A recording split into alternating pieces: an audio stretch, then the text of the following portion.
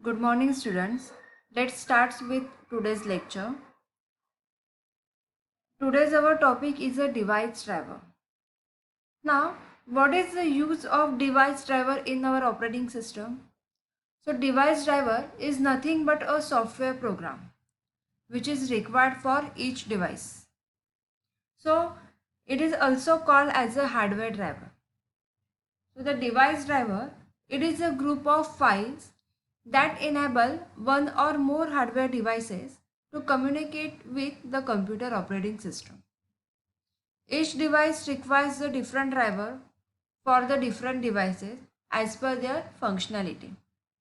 So, especially these device drivers are useful for the data conversion. So, with the help of device driver, you can convert your data. For example, the video cards and NVIDIA do the same job, but each requires its own driver with their own functionality.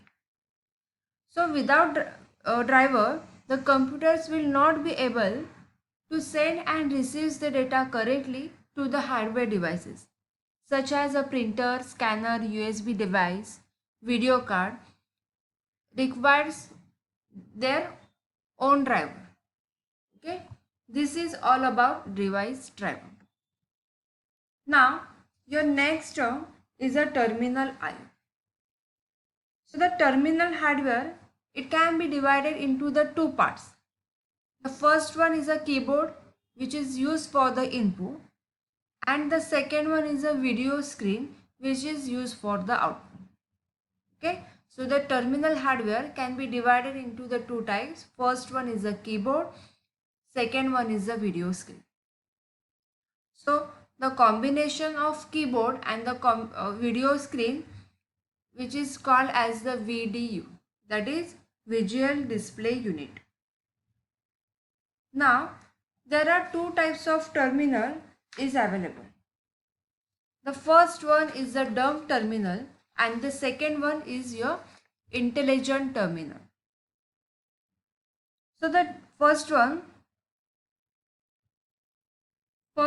is a dumb terminal. So it can have a microprocessor inside it and it's having the limited memory. It is responsible for basic input and output of characters. So why it is called as a dumb terminal? Because it does not processing on the input characters. That's why it is called as a dumb terminal. Then the second one is the intelligent terminal. So the terminal can do processing on the microprocessor. So it requires a more powerful hardware and software for it. Okay. This is the difference between dumb terminal and the intelligent terminal. Okay. So your next topic is a process. Now what is the meaning of process? A process is a programs under the execution which is used for the CPU time and the other resources. So generally the program exists on the disk or in your paper. So it is compiled, but it does not compare for the CPU time. But whenever a user wants to execute the program, it will be loaded into the memory and at the time it becomes a process. Okay, so understand, whenever the programs is loaded into the memory, it becomes your process. So for example, when we write the program in C or C++ and compile it, means what? It compiler creates the binary code of that programs. Then the original code and binary code both are the programs. But when we actually run the binary code, then it becomes your process. Okay. Now see, second topic is the multi-programming. So in earlier days, the computer systems were very costly and the CPU idle time is more. So for increasing the CPU utilization, its performance, and for reducing the idleness of CPU, the multi-programming concept is used. So what is the meaning of multi-programming? It means the several processes appear to run the simultaneously. So only one program at a time is able to get the CPU for its instruction execution. So multiprogramming assumes a single shared process. Then it can increase the CPU utilization by organizing the jobs so that the CPU always has the one to execute. Then you have the term that is the degree of multiprogramming. So the number of processes running simultaneously competing for CPU is called as the degree of multiprogramming. The number of process is called as the degree of programming. Then you can see your next term is a context switch. This term is completely related to the multiprogramming.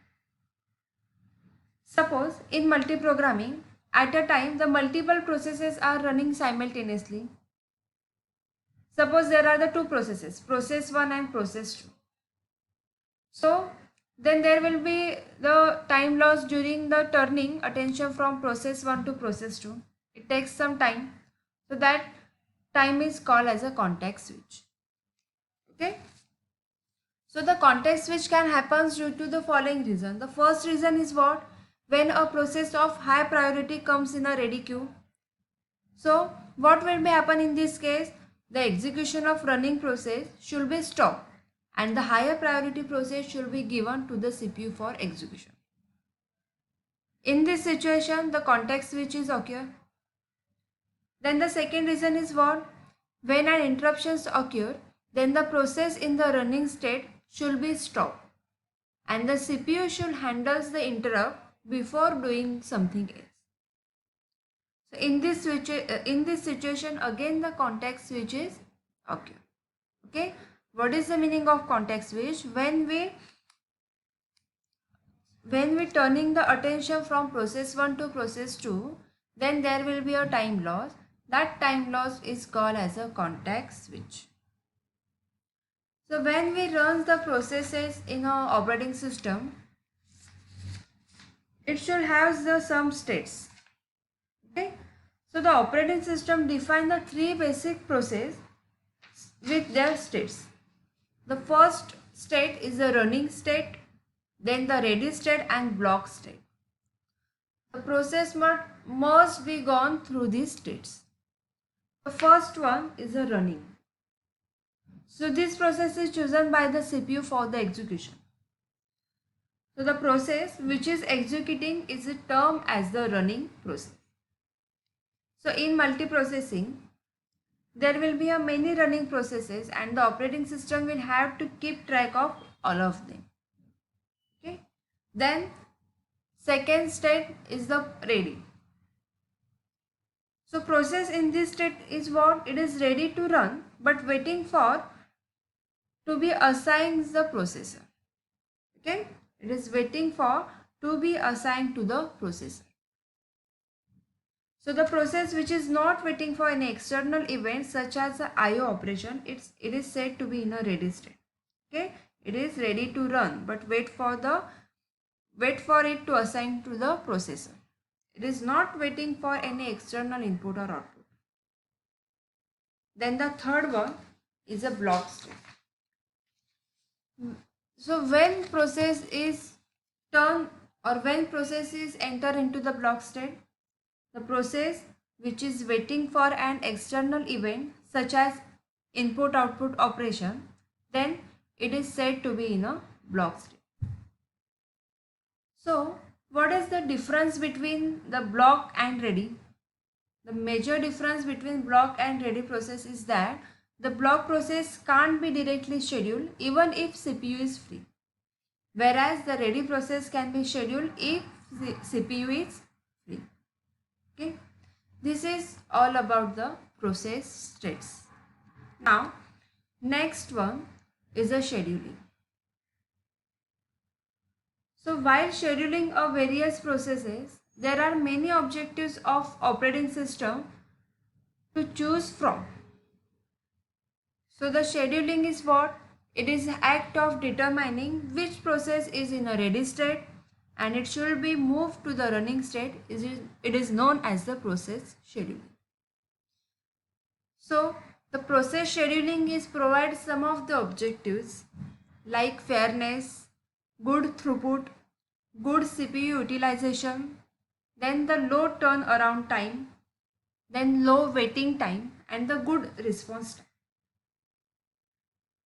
So what is the meaning of fairness objectives? It is refers to being fair to every user in terms of CPU time it gets. Okay.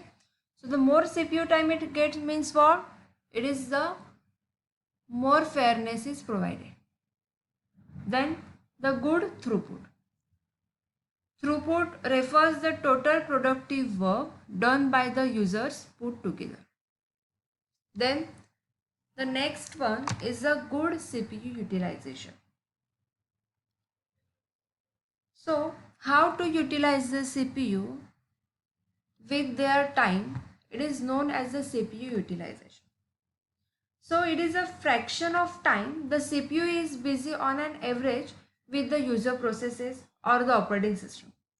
If the time slice is very small, then the context switch will be more frequent. Hence, the CPU will be busy executing the operating system instructions rather than those of the user process. Therefore, throughput will low, but the CPU utilizations will be very high in this case. Okay. Then the next one is what? The low turnaround time. So it is a time between the time a program or a job it is submitted and the time when it is completed. Okay. What is the meaning of turnaround time? The time between the time a program or job is submitted and the time when it is completed. This is your turnaround time. Then the next term is a waiting time. So it is a time job spent waiting in a queue of the newly admitted processes in the operating system to allocate the resources to it before commencing its execution. Okay, low waiting time means what? The process which is not enter for the execution. So obviously it is resides in a waiting room or it is resides in a waiting states. This is the objective of low waiting time. Then the good response times. Good response times means what?